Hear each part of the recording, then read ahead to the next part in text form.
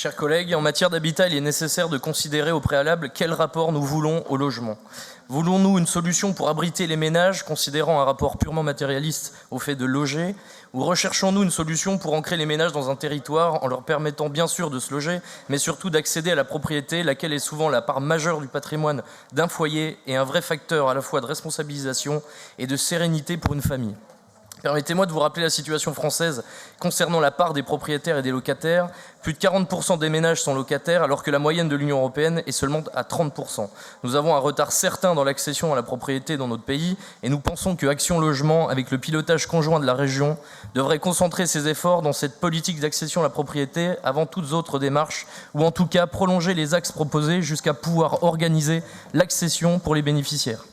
Par ailleurs, la Convention est tout de même peu explicite sur le déploiement opérationnel des axes proposés et des projets immobiliers, et nous espérons que les opérateurs privés de l'immobilier, qui connaissent parfaitement le marché et les besoins des territoires, seront associés en amont des décisions, notamment dans les opérations de renouvellement urbain.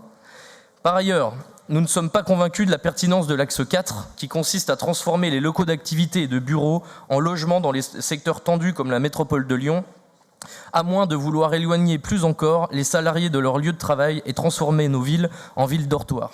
C'est la raison pour laquelle nous nous abstiendrons sur ce rapport. Je vous remercie. Merci. Monsieur Debat.